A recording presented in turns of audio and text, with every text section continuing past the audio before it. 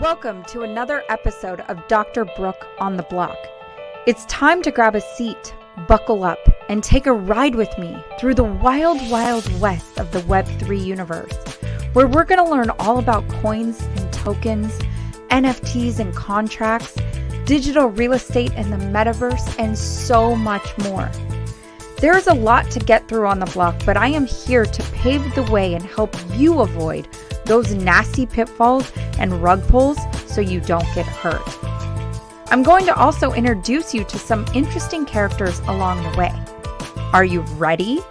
Your ride starts now. What's up? Dr. Brooke here with yet another epic, amazing adventure through the wild, wild west of the Web3 universe. Thank you so much for being here.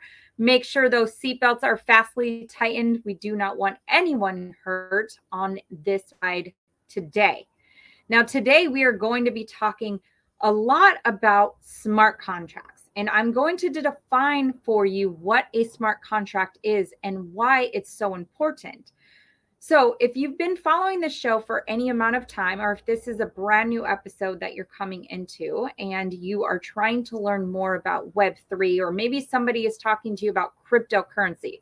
A lot of times we hear the word cryptocurrency and we believe it might be interchangeable with NFTs and blockchain, which in fact it is not. It is in and of itself an aspect of blockchain technology. So this show specifically talks about all things related to blockchain technology, whether that is cryptocurrency, whether that is different NFTs or different NFT projects.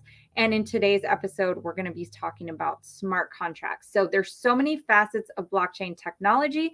This is a place where you can really grow and develop your understanding of why Web3 is shifting everything we once knew of the internet on its head and redefining what it means to actually utilize the internet. Because now we are having a sense of ownership around our time spent on the internet. And we'll get into that later. But today we're going to be talking about smart contracts. Smart contracts.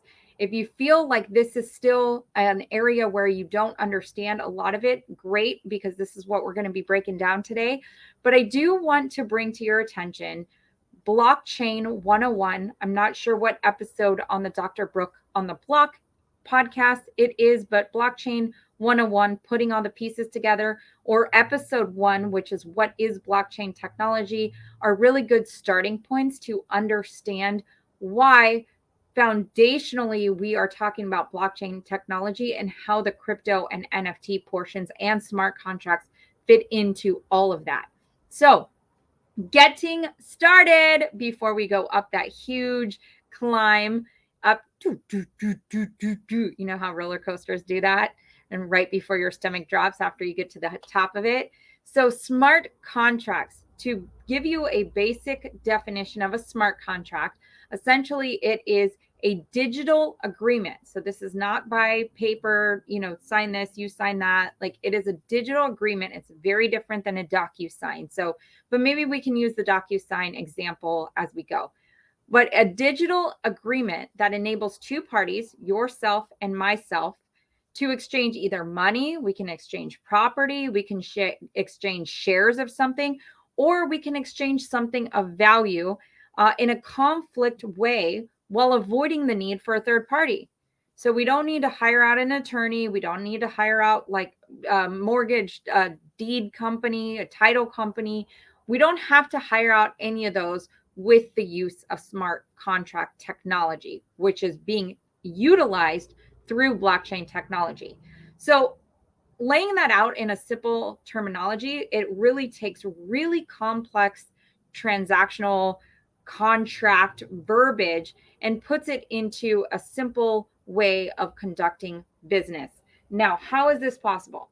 Let's look at it like a vending machine. Say you put in a token into a vending machine and you hope to get your snack bar or your soda or your water or whatever it is.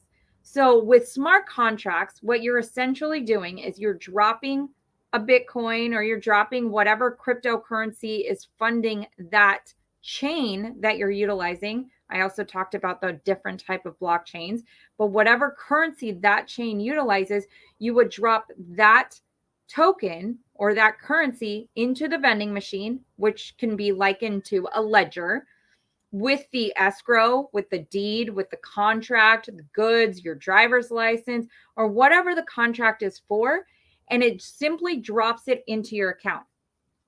So the smart contract will then do all of the work to determine the conditions of if the conditions of the order were satisfied. So another example I use is, let's say you and I were betting against football teams, and I bet my team was going to win the game and you bet your team was going to win the game, and we put a $50 bet on that.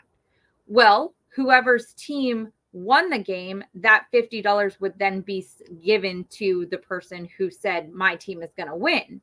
Well, let's say I decide I'm going to leave this, party a lot sooner than expected, and you don't get to collect on your funds because I just ran with it. Well, with smart contracts, if you had that bet, quote unquote bet, put on in through a smart contract, that $50 would automatically be executed to the winning party at the time that the game finished. The game finishes, the winner is announced, boom, that $50 is gone, and it's transacted into your account or to the winner's account. So they happen instantaneously. So what are some of the ways in which these smart contracts will be utilized? Well, they're going to be utilized in the aspect of DeFi, which is decentralized finance. So being able to, the example that I gave with the $50, you'll be able to move tokens or coins back and forth if somebody owes you money for a goods or a service. They're going to be used for NFT purchases. When somebody mints an NFT, which mint simply means getting something like a NFT project or a piece of something is created. Apologies. I know that wasn't clear. An NFT minted essentially means like that is the first time like it was created on the blockchain, and then you're buying it maybe on a secondary market. So you're like minting an NFT, you're paying for it at that point. Smart contracts will be used by the government. Yes, the government. Yes, those guys. It's going to be used in different management cases. It's going to be used in supply chain and automobiles and real estate and healthcare. Smart contracts are going to be utilized in so many different ways. To break down the summary that I said, decentralized finance, moving money around for goods and services, NFTs, you're purchasing a piece of art or a piece of something to go to a concert or to go be part of a mastermind or to purchase a home, right? Government, management, supply chain, automobiles, real estate, and healthcare. These are all the ways that smart contracts are going to be utilized. Now, let's spend a little bit of time going through each of those categories I mentioned. And I want to start with the decentralized finance transactions. Smart contracts in the DeFi world are going to be facilitating the exchange of goods, services, data, funds, and so on. So it's going to be utilized by banks and credit unions, those kind of places that we might have finances running through. And other times it's going to be utilized by just you and I transacting and saying, hey, I need 50 Bitcoin for X. And you say, okay. And you send me the 50 Bitcoin. Now that's going to be a ton of money if it's 50 Bitcoin, but just putting that in perspective. Next thing, NFTs. NFTs have exploded this market. And in my personal opinion, I believe NFTs are going to be what creates mass adoption to blockchain technology. Right now, we are sitting on a very low percentage of the worldwide population utilizing any of blockchain or crypto NFTs, any of that right now. And we're still really, really early. So if you're listening to this podcast right now feeling like you missed the boat, I will assure you, you have not missed the boat. It is very important. NFTs have exploded the market already, and we have such a small market cap. The market cap right now at the end of 2021, from these data numbers, closed at a whopping $40.9 billion. $40.9 billion. And that's just with like 3.6% of the population in on this space right now. So NFTs are created, I mentioned earlier, on that minting process, and they require smart contracts to be deployed on the blockchain. So the blockchain, when an NFT creator mints their project on a chain, that chain now creates all these smart contracts saying X owner of this piece gets these perks or these value assessments for having this NFT, or they get to do X, Y, and Z for having this NFT. That is done with a smart contract. A smart contract, here's another definition, is a tool that allows implementing a sales agreement. I decide I'm going to buy that NFT from you for 50 tokens of whatever currency on the blockchain between the NFT owner and the buyer. That smart contract contains information on the NFT, such as the work's creator, other parties who are intended to royalties, and the work's ownership history. So who's owned it in the past? Like, this is what is crazy, because you'll be able to see who's had each of these pieces along the way. The majority of NFTs are not recorded on the blockchain, since keeping so much data on the blockchain is so costly and energy intensive. As a result, smart contracts frequently include a link to the work that they represent, which can be viewed only by the owner. Okay, that's the NFT aspect of smart contracts. How is the government going to be involved? Dun, dun, dun. Okay, we know, regardless of what party sidelines or party lines you identify with, we know that there is dishonesty in the government. I think most people could say, regardless of what their beliefs are, that there is dishonesty in the government. One of the things, and this is not quite out yet, and I think there might be a lot of pushback when it eventually does start rearing its head, is the ability to utilize smart contracts in the voting system. We've heard, through all of the elections, not just this last one, but prior ones, oh, there was voter fraud, or this was that, or they had so many mail-in ballots and more than the population.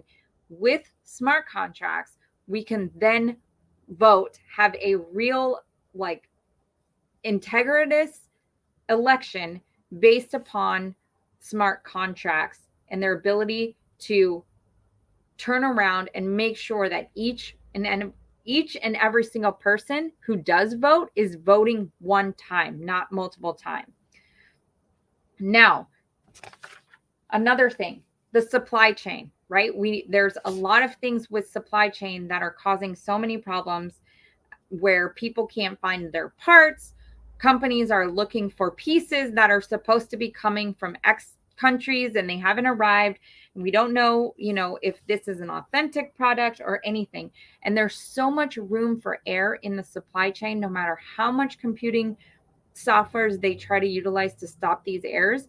With blockchain technology, with smart contracts, they will be able to really minimize and eventually be able to cut down the amount of supply chain issues. Smart contracts with automobiles. Okay, I sold a car. I instead of having to put down all the stuff and maybe it's a stolen car, hey, I can actually check the actual history of that vehicle before even deciding to purchase it.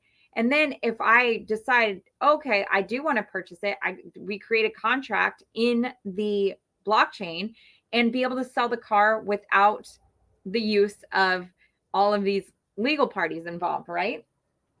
Same with real estate. Think about real estate in this way. You have the title company, you have the mortgage company, you have the home inspectors, you have this. Well, there's going to be aspects of those people that are necessary, but we're going to be able to move real estate transactions through a lot quicker because of smart contract technology, because the smart contract is going to be written with all the data pieces in. Now, when all the data pieces are in there and I want to turn around and sell my home, I sell my home and I turn around and you get the keys instantaneously or almost right away, because all of the funds hit my account, you get your keys, and we're good to go. There doesn't need to be all this crazy stuff going on. Healthcare. Healthcare is another aspect where smart contracts are going to be involved. Now, personal health records. Listen to this. Personal health records could be encoded and stored on blockchain with a private key, which would grant access to only a specific individuals, i.e., your doctors. Blockchain with a private key, which would grant access to only specific individuals. The same strategy could be used to ensure that research is conducted via HIPAA laws, meaning in secure and confidential ways. So receipts of any surgeries could be stored on blockchain and automatically sent to insurance providers for proof of delivery. The ledger could be used for general health management, such as supervising drugs, regulation, compliance, testing results, and managing healthcare supplies. Now, why is this different than traditional databases that, people end up getting like their records or all their health information hacked? This is different because this is not in those databases, those just stored in computers in these data companies, all across the world. I actually got to see a real live data company that does store a lot of healthcare stuff here in the town that I live in.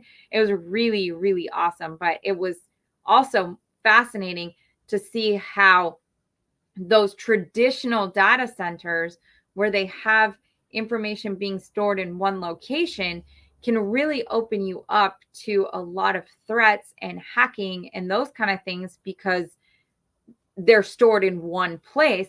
Versus on blockchain, everything is immutable. It's fragmented all across the entire chain. So until you have actual every single piece come together, then you can actually see the data. There's a technology called interplanetary file system, and that's how all the health records on blockchain technology, they'll be utilizing this IPFS technology, which is actually really incredible. And I'm going to be interviewing somebody on the podcast about IPFS in the coming episode. So stay tuned for that. Now, I want to tell you about how awesome smart contracts are, right? I've been talking to you about it in the beginning, why I think, smart contracts are what make blockchain so unique. But here's what they give you. They give you autonomy. You are the one making the agreement. There's no need to rely on a broker, an attorney, other intermediaries to confirm. You are making the agreement. But this also knocks out the danger of manipulation by a third party. So let's say your broker or your attorney or your accountant, they do something shady. The execution of this smart contract is managed automatically by the network. You put in the details. If the other party agrees to those details, that smart contract is like done and null and void.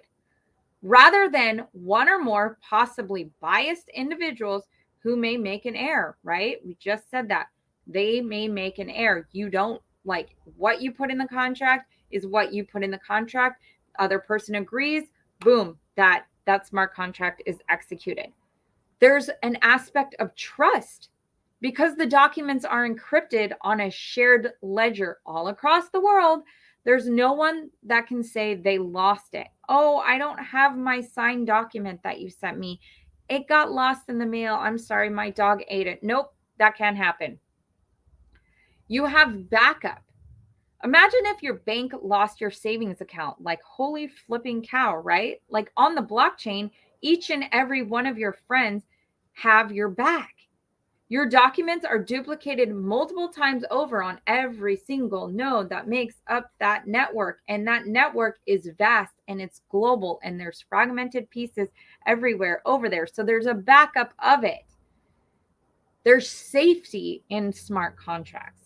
Cryptography is the encryption of websites. It keeps your documents safe.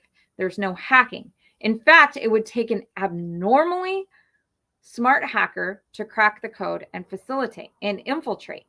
Now, the way that blockchains can get taken down, which is almost near impossible, is something called a 51% attack. Those 51% of the entire network would have to turn around and say, we're going to do this, and they do it to try to bring it down. Now, there's all kinds of stops and things in place to stop that from happening, and that's why there's consensus types called proof of stake, so people can't turn around and be shady players because they have tokens staked against those transactions, and they want to make sure that they earn their funds and get their money back also. So they're not sitting there trying to be a bad player. Now, there's speed involved in smart contracts, right? We talked about the real estate and being able to buy a house really quickly as a result of a transaction being executed on the blockchain. There's not tons of paperwork to manage. There's not like attorneys and phone calls and all sorts of different things. You're saving hours utilizing smart contracts. And smart contracts also save you money, like actual physical money, since they knock out the presence of those intermediaries like the accountants or the brokers or the real estate agent or the attorney and all those kind of things. And then it's accurate. It's accurate. Automated contracts are not only faster and cheaper, but also avoid the errors that come from manually filling out heaps of forms, right? Crazy. So all in all, like, smart contracts are super awesome. Summarizing: autonomy, trust, you have backup, you have savings, and you have accuracy with smart contracts. And so with smart contracts, you have the ability to control so many aspects of your life, to really take a ownership role in the things that you do. And if this is something you still feel very unsure about, because we have been conditioned that things are going to be done one way all of our lives, and it's hard to imagine the fact that we might be able to transact a real estate deal through blockchain technology, or that our health records are going to be a part of blockchain technology. I understand that. I understand the hesitation, but rest assured, the technology is developing and growing faster and faster and faster than any other technology has, because that's the way technology works. It never goes backwards. It takes, time for smartphones to come on into play. And then once they come onto play, like they have, it's like now everybody can't even imagine not being able to check their email from their phone. This is something that there will be mass adoption of in the coming years. And this is something to take an understanding, or at least an interest in learning more about as we go on. So, title of this talk has been Smart Contracts for Dummies.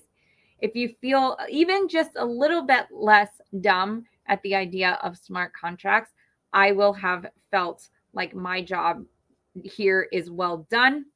If you still feel like a dummy, please reach out. I am happy to help and break down some more of these to help you understand how really blockchain technology is shifting the entire world and the way in which we do business. So thank you all for listening. As we pull this train into the station, I appreciate each and every one of you. Make sure you step out to the right, and I will see you on the next ride. Have a wonderful day. Talk to you soon. You made it. Congratulations. That wasn't so bad, was it? I hope you laughed and learned a little bit more about this Web3 universe and how simple and fun it can really be. Would you be so kind as to leave us a review and share it with your friends and family? It would mean so much to get this out to more people as we embark on the greatest transfer of wealth that has ever happened in human history. Can't wait to see you on the next one.